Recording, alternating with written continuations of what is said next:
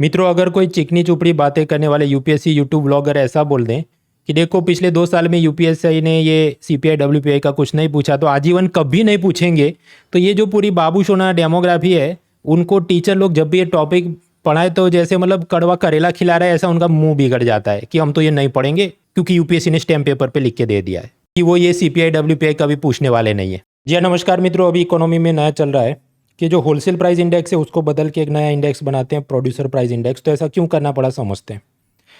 देखिए, इकोनॉमी के अंदर ये जो सीपीआई डब्ल्यूपीआई इन्फ्लेशन इंडेक्स का मुद्दा है, हर साल नहीं पूछते, कभी कभी पूछते। 2020 में पूछा, फिर 2021, 22, 23, 24 में नहीं पूछा, हालांकि सीडीएस में पूछा। तो ये कोई हिस्ट्री नहीं है कि हर साल बुद्धिज़्म जैनिज़्म पूछेंगे, ये कोई पॉलिटी नहीं हर साल पार्लियामेंट या फंडामेंटल राइट्स पूछेंगे। इकोनॉमी में एक दो एरिया को छोड़ दे तो बाकी सब ऐसा होता है कि बहुत बड़ी आपने फिशिंग नेट यानी मछली की जाल आप फेंकोगे तो एक दो उसमें मछलियाँ निकल के आती हैं। लेकिन ये जो दूध पीते व्लॉगर्स है वो क्या करते हैं, उनको 2 साल का 3 साल का पेपर एनालाइज करके वो बोले ये तो कभी नहीं पूछेंगे क्योंकि हमको यूपीएससी ने स्टैम्प पेपर पे लिख के दे दिया है कि वो कभी नहीं पूछेंगे। भाई, यूपीएससी ने किसी को स्टैम्प पेपर पे लिख के नहीं दिया, तो इसलिए सिर्फ 2-5 साल के नहीं, पिछले 10-12-25 साल के पेपर आप देखो, इट विल हेल्प यू। और ये फ्री में डाउनलोड कर सकते हैं, link is in the description.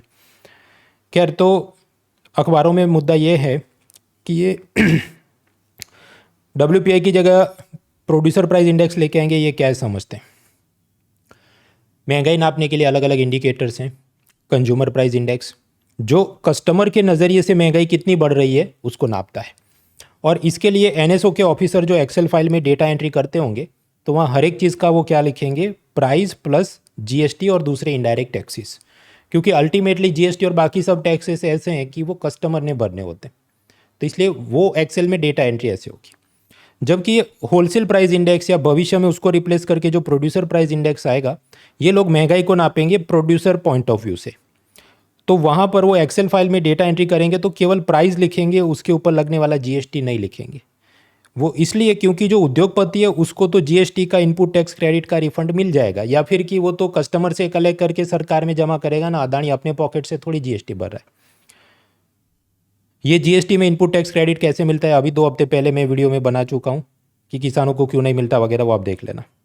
खैर, वापस आते हैं। पहले 2 रॉज हमने देख लिया। तीसरा, इन सब में फ़र्क क्या है। ये जो कंज्यूमर प्राइस इंडेक्स है इसमें वस्तु और सेवा दोनों, गुड्स एंड सर्विसेज दोनों की महंगाई नापता है।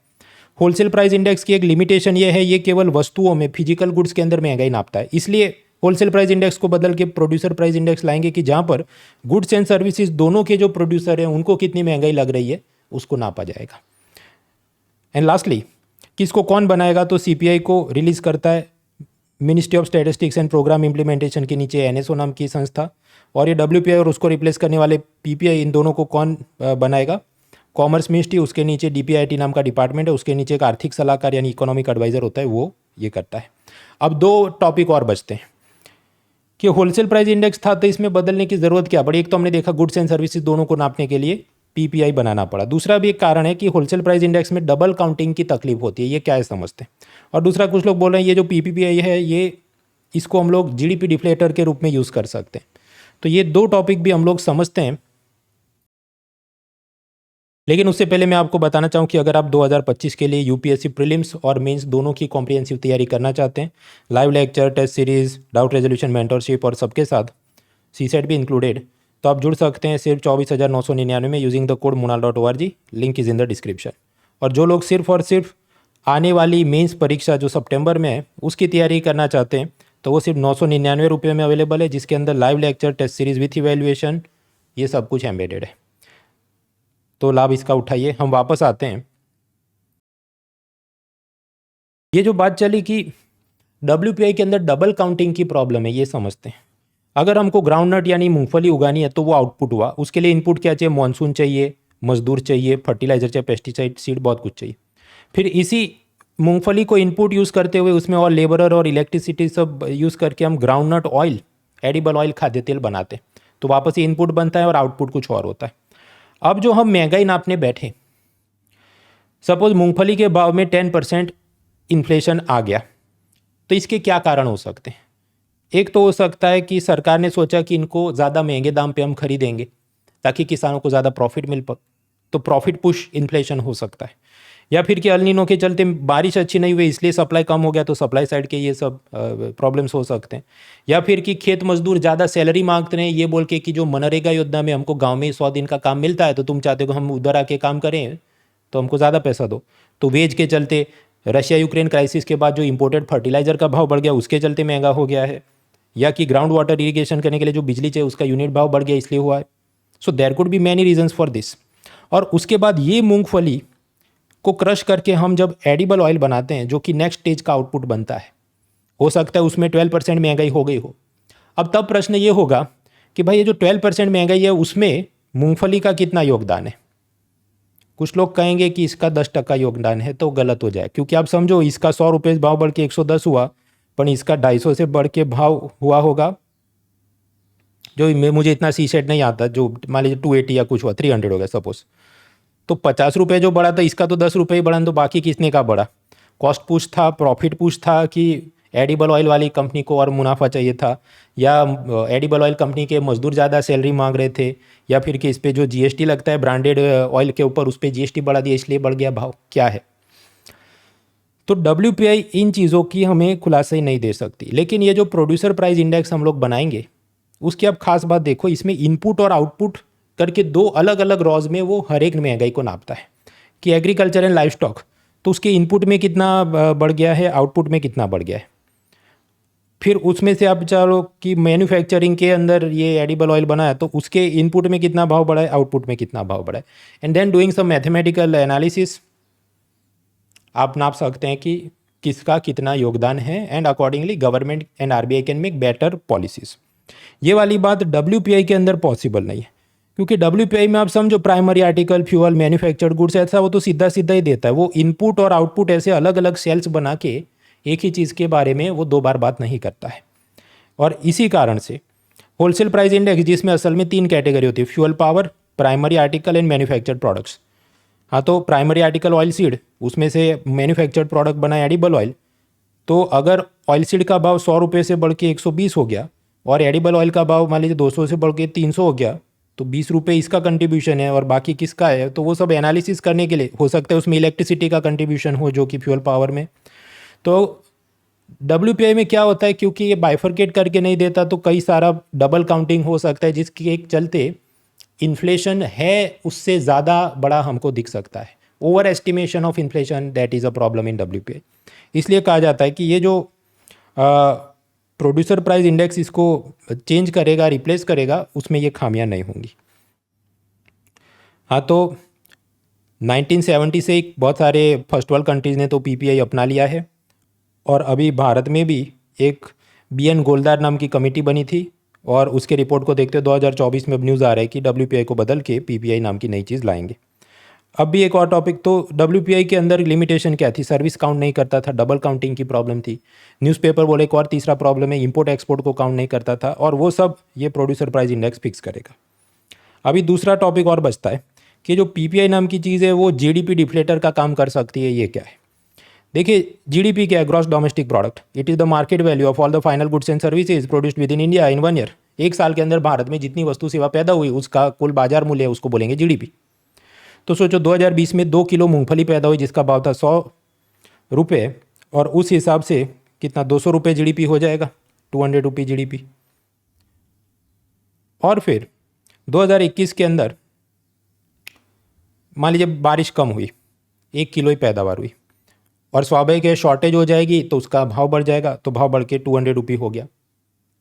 तो यहाँ पर भी कुल मिलाकर GDP कितना आएगा? 200। तो आप कहें तो सेम टू सेम है, मतलब इकोनॉमी ठीक ही चल रही है, बट असल में तो आप देखो क्वांटिटी वाइज तो प्रोडक्शन यहाँ पर कम हो गया ना, पहले 2 किलो पैदा हुआ, अभी 1 किलो। तो यहाँ पर हमें क्लियर पिक्चर नहीं मिलेगा because of the problem of inflation. इसलिए जब भी हम GDP को निकालते हैं करंट मार्केट प्राइस पे, वर्तमान बाजार मूल्य पे, जब हम इन्फ्लेशन की असर को उसमें नापते नहीं हैं, तो हो सकता है 2020 में 198 लाख करोड़ का प्रोडक्शन हुआ, 2021 में 236 लाख करोड़ का प्रोडक्शन, और हम कहें 19% ग्रोथ रेट आया।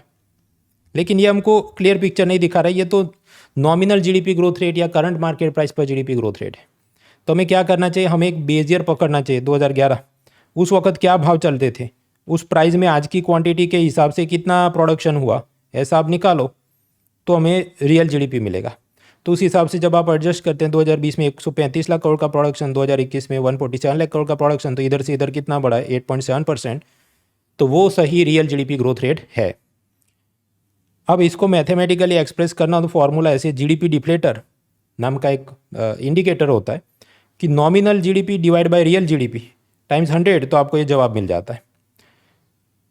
इसका मतलब ये हुआ कि अगर जीडीपी डिफ्लेटर का मतलब है nominal GDP divide by real GDP times 100, तो इसका मतलब कि रियल जीडीपी को मैं उस इक्वेशन की उस साइड ले जाऊं तो जीडीपी डिफ्लेटर इधर नीचे आ जाएगा। तो फिर क्या होगा, real GDP equals nominal GDP divide by GDP deflator times 100। तो अगर हमारे पास किसी तरह से ये आंकड़ा आ जाए जीडीपी डिफ्लेटर का, तो अपने पास जो नॉमिनल या मार्केट प्राइस वाला जीडीपी था उसको ऑटोमेटिकली एडजस्ट करके रियल जीडीपी निकाल सकते हैं। तो जो एक्सपर्ट्स हैं वो ये बोल रहे हैं कि देखो जीडीपी डिफ्लेटर के रूप में हम लोग अगर प्रोड्यूसर प्राइस इंडेक्स को यूज़ करेंगे, क्योंकि असल में तो ये महंगाई को ही नापने का एडजस्ट करने का बात है, तो इधर हम क्यों ना जीडीपी डिफ्लेटर हटा के सीधा पीपीआई का आंकड़ा लिख देंगे तो भी अपने को सही जवाब मिल सकता है, क्योंकि ये बहुत ही बेहतरीन तरीके से कॉम्प्रिहेंसिव सारी चीज़ों को महंगाई नापने वाला है। देखिए जीडीपी डिफ्लेटर तो पूरा साल खत्म हो जाए फिर नॉमिनल डिवाइडेड बाय रियल करो तो मिल ही जाएगा। एवरीथिंग इज काउंटेड, छोटे में छोटी एक नेल यानी कील है दीवार में लगाने की, इससे बड़े से बड़ा ट्रक है, सबका वो भाव नाप लेगा। लेकिन वो पूरे साल हमको वेट करना पड़ेगा, तब जाके पूरे साल का जीडीपी आता है जिसमें से हम ये निकालते हैं। ये जो सीपीआई या डब्ल्यूपीआई या भविष्य में आने वाला पीपीआई, ये सब क्या करते हैं, ये तो हर महीने का निकालते हैं और उसके लिए वो एक बास्केट के अंदर 40-50 चीज़ों को रखते हैं और उसका हर महीने भाव मॉनिटर करते हैं और फिर कहते हैं कि साल दर साल महीने दर महीने महंगाई कितनी बढ़ रही। तो बस क्रिटिक्स ये बोले हैं कि यार डिफ्लेटर तो है ही, पर अगर टेम्पररी क्वार्टरली बेसिस पे निकालना हो तो प्रोड्यूसर प्राइस इंडेक्स को इधर डालेंगे तो अपना काम हो गया। That is the gist of it. ये जो बास्केट है उसकी भी पहले भी मैंने बात करी थी, जो एकदम नए उनको बता दूँ, ये जो भी सीपीआई डब्ल्यूपीआई या भविष्य में आने वाला पीपीआई, इसमें होगा कि एक शॉपिंग कार्ट के अंदर वो कुछ सामान रखेंगे कि एप्पल, बॉर्नवीटा और चप्पल, फिर इसको वो अलग अलग वेट असाइन करेंगे। डिपेंड करता है कितना फ्रीक्वेंटली आप यूज़ करते हो, कि हर हफ्ते हम एप्पल खरीदते हैं तो 3 टाइम्स बॉर्नवीटा महीने में खरीदते हैं, 2 टाइम्स साल में एक बार चप्पल, 1 टाइम्स डिवाइड बाय 6, क्योंकि 3 + 2 + 1 6 होगा। और फिर ऐसा करके वो एक इंडिकेटर निकालेंगे, सपोज 100 नंबर आता है, फिर हम क्या करेंगे, 100 नंबर आए, दूसरे साल उसी महीने कितना नंबर आया, सपोज 110, तो हम कहेंगे 10% महंगाई बढ़ गई है। फिर तीसरे साल उसी महीने में 121 नंबर आया तो हम क्या कहेंगे, 21% महंगाई बढ़ गई है। ऐसा नहीं, इन्फ्लेशन काउंट किया जाता है ईयर ऑन ईयर बेसिस। तो समझो ईयर 2 के सामने ईयर 3 कितना बढ़ा है, तो इधर 110 था, इधर 121 हुआ, तो इधर से इधर कितना बढ़ा है वो आपको निकालोगे, 10% आएगा। So like that you will calculate the inflation. ये भी एक बार यूपीएससी ने अभी 2024 की सीडीएस एग्जाम में पूछा, मैथमेटिकल इंटरप्रिटेशन, तो इसलिए सब समझ के जाना चाहिए। यार मित्रों, और भी वीडियो आते रहेंगे और इस 20 और 21 जुलाई को आप तैयार हो जाइए। बड़े बड़े लीडर्स, एडमिनिस्ट्रेटर्स एंड पॉलिटिशियंस के साथ अनअकैडमी ऑर्गेनाइज कर रहा है एक यूपीएससी समिट, कि जहाँ पर highway minister Shri Nitin Gadkari ji, x IPS के अन्नामलाई जी और बाकी बड़े लोग आकर गवर्नेंस, लीडरशिप, एथिक्स, इन सब बातों पे अपनी राय रखेंगे और वो सब सुन के आप निबंध एथिक्स वगैरह में लिखना हो, इट विल हेल्प यू।